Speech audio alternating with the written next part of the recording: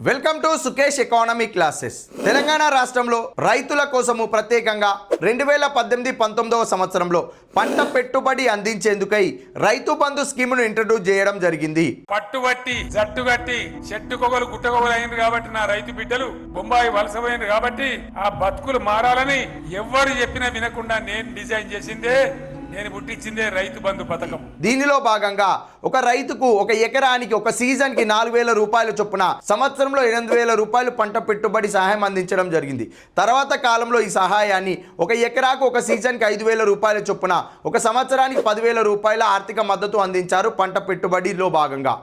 మరి ప్రస్తుతము అదే పంట పెట్టుబడి మద్దతు పథకం అనేది ప్రస్తుత కాలంలో ఉన్న కాంగ్రెస్ ప్రభుత్వం అనేది రైతు భరోసా పథకం పేరుతోటి అమల్లోకి తీసుకురావడం జరిగింది. ప్రతి సంవత్సరం దాదాపుగా 20,000 కోట్ల రూపాయలు ఈనాడు రైతు భరోసా పథకం కింద ప్రతి ఎకరాకు 12,000 రూపాయలు ఇవ్వాలని దాదాపుగా 70 లక్షల మంది రైతులకు చంద్రవంచ నుంచి ఈ రోజు ఆ కార్యక్రమాన్ని ప్రారంభించుకున్నాం. దీనిలో ఏమైనా మార్పులు ఉన్నాయా ఈ పథకంలో అంటే, గతంలో ఉన్న స్కీమ్ లో భాగంగా ప్రతి రైతుకు కూడా అనగా భూమి కలిగిన ప్రతి యజమానికి కూడా పంట పెట్టుబడి మద్దతు సహాయం అందింది. కానీ ప్రస్తుతము పనికిరాని భూములకు, బంజరు భూములకు, సాగులోకి లేని భూములన్నిటికీ కూడా పంట పెట్టుబడి మద్దతు పథకం అందించడం లేదు. ప్రతి రైతు సేద్యం చేస్తున్న ప్రతి రైతుకు మాత్రమే ఈ పంట పెట్టుబడి మద్దతు పథకము రైతు భరోసా పేరుతోటి అమల్లోకి తీసుకొచ్చారు. మరి ఏమైనా పంట పెట్టుబడి మద్దతు పెంచారా అంటే, ఎకరాకు ఒక సీజన్ కి 6,000 చొప్పున సంవత్సరానికి 12,000 రూపాయలు రైతులకు పంట వేయడానికంటే ముందే